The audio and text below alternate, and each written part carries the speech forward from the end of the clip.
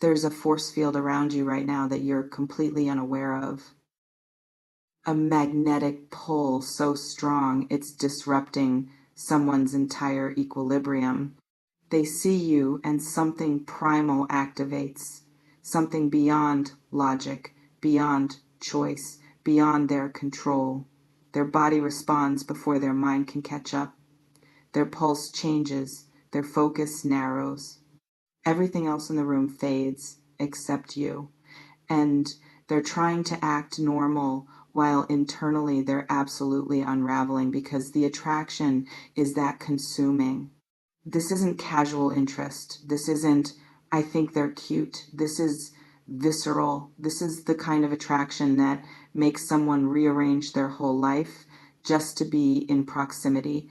That makes them lose sleep replaying conversations. That makes them check their appearance obsessively before seeing you because they need to be perfect in case you look their way. And here's what's going to shake you to your core.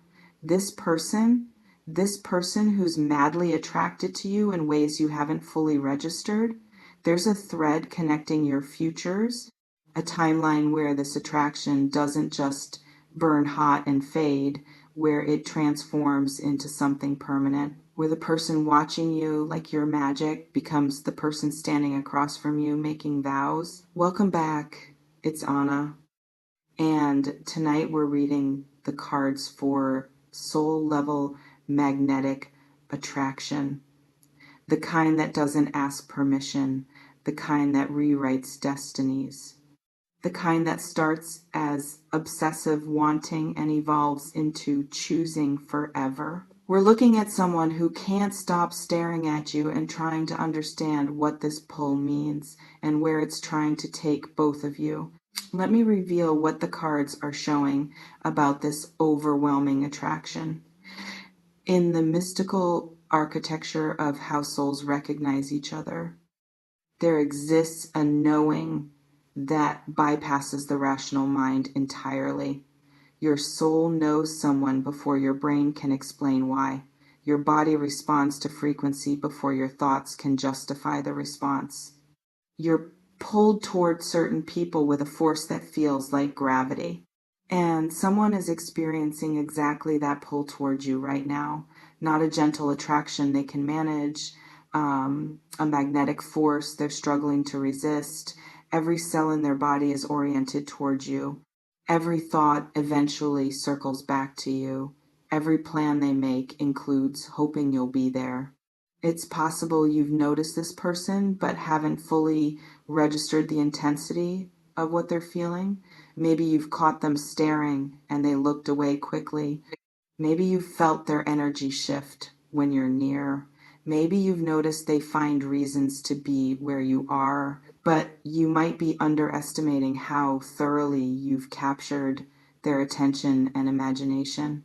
Some attractions are quiet, slow building, gentle. This is not that. This is fire. This is obsession in the healthiest sense of the word.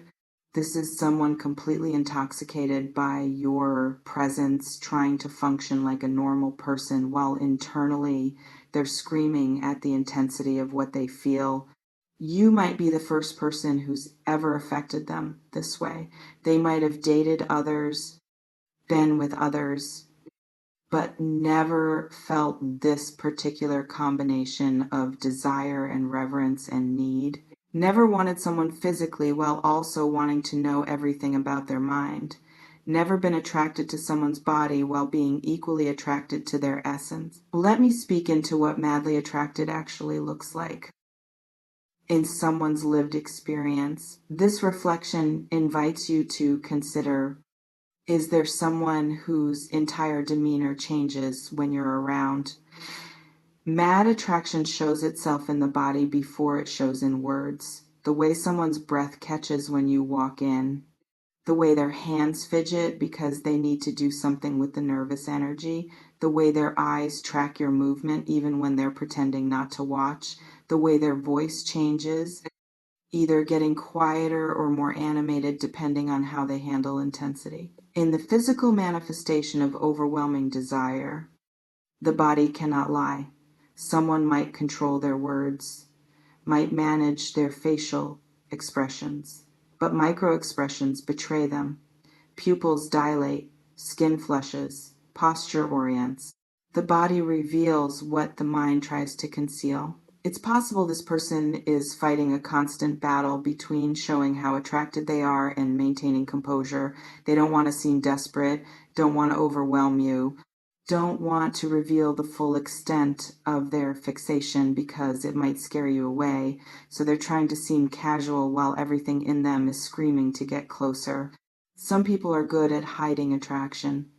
They've mastered the art of seeming unbothered, but even the best performers have tells, moments where the mask slips, where the attraction breaks through the control, where you catch a look in their eyes that's pure hunger before they remember to soften it. You might have witnessed exactly these moments without understanding their significance. A glance that lasted too long, a compliment that was too specific, a touch that lingered too deliberately, a response that was too eager, small cracks in the facade revealing the intensity underneath. And this attraction, it's not just physical. That would be simpler. This is the dangerous kind, the kind where they're attracted to how your mind works, to your humor, to your energy, to qualities that make you irreplaceable rather than just desirable. They could find physical attraction elsewhere, but they can't find you elsewhere. And that's what makes this consuming. This reflection invites you to consider who looks at you like they're trying to memorize you.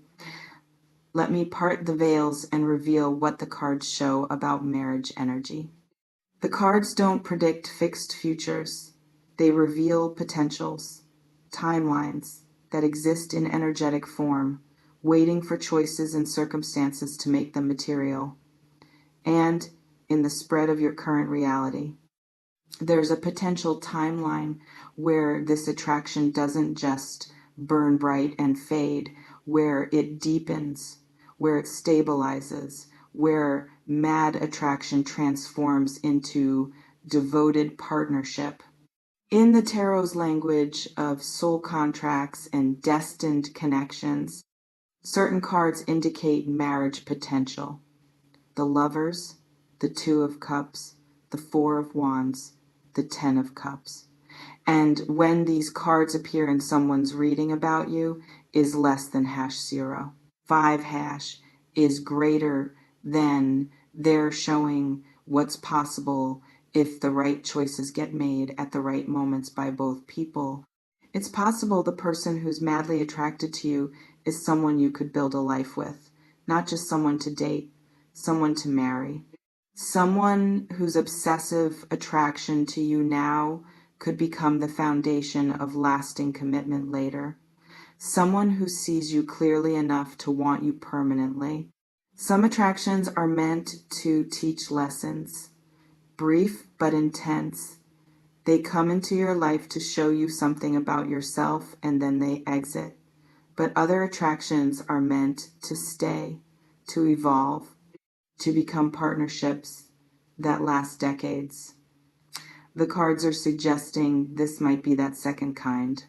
You might be looking at your future spouse right now without knowing it. The person staring at you, trying to act normal, might be the person you stand with years from now speaking vows.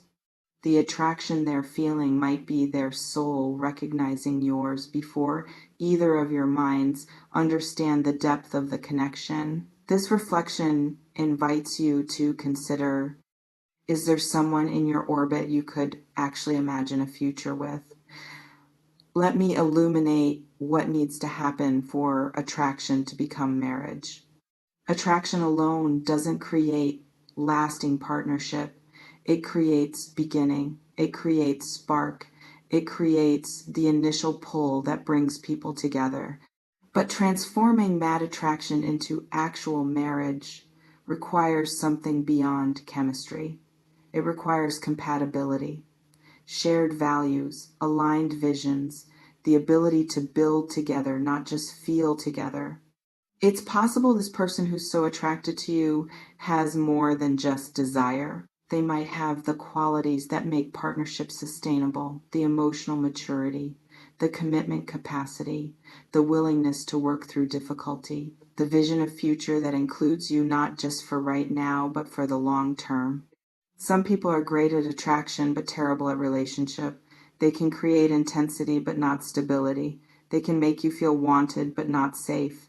They can pursue, but not maintain. And if this person falls into that category, the marriage potential won't actualize, even though the attraction is real. But if there's someone who has both, if they can sustain what they initiate, if their attraction to you is matched by their capacity for partnership, then what starts as mad wanting could genuinely evolve into choosing each other for life. You might need to look beyond the attraction to assess the person, to see if the qualities required for marriage are present alongside the desire, to determine if this is someone who just wants you intensely or someone who could actually build with you sustainably. This reflection invites you to consider what qualities beyond attraction would you need to see to consider someone marriage material. Let me speak to what you might be feeling as you consider this possibility. There's something both thrilling and terrifying about the idea that someone currently attracted to you could be your future spouse. Thrilling because it means the story isn't over.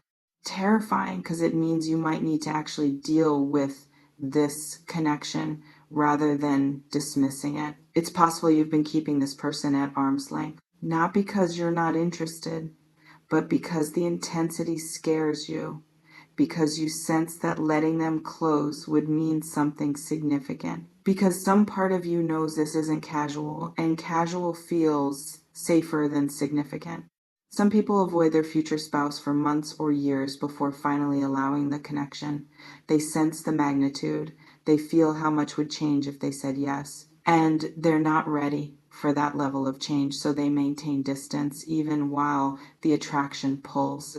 You might be doing exactly that right now, keeping someone at bay who's meant to be close, dismissing attraction you actually feel, pretending you don't notice what you absolutely notice, protecting yourself from a connection that could transform your entire life.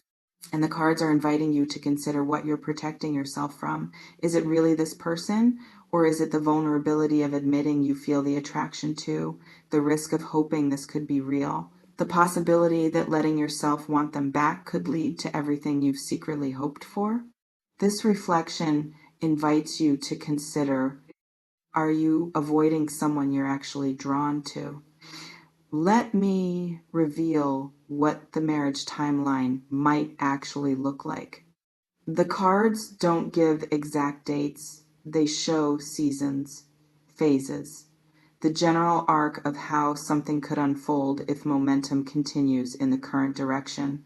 And what they're showing is progression, not immediate, not this month, but not distant future either. It's possible there's a phase of dating first, of the attraction becoming acknowledged, of time spent together where both of you discover if chemistry translates to compatibility, of building trust, of revealing yourselves, of seeing if what looks good from distance is actually good up close. Some people move through these phases quickly, others take years.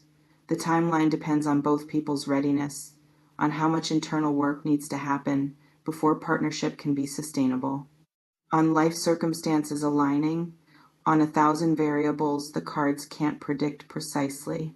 But the potential is there. The thread exists.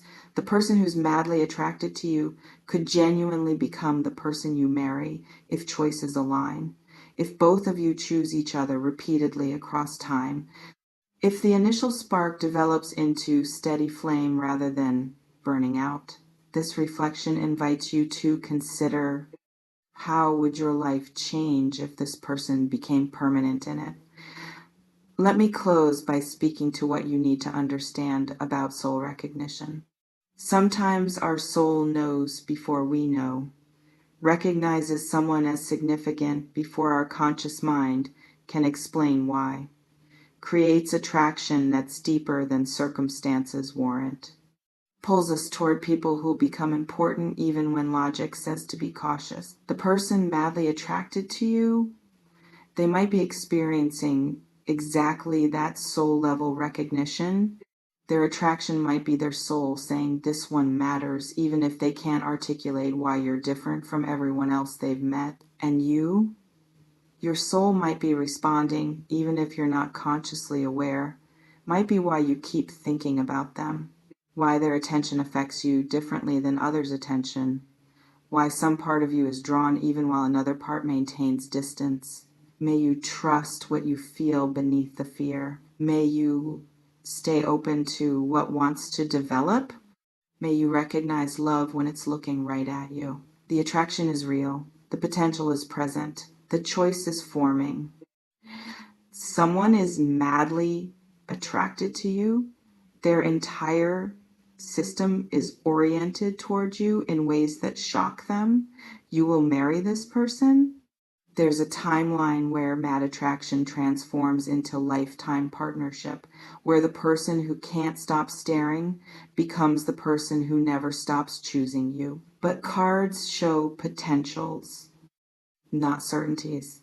They reveal what could be, not what must be.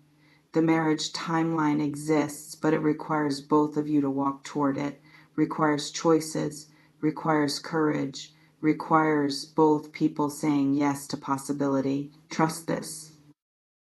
Trust that you're affecting someone more than you know. Trust that the attraction you might be feeling or dismissing could be the beginning of something permanent. Trust that your soul knows who belongs in your life even when your mind creates doubt. Someone is looking at you like you're their future, maybe because you are. Stay open,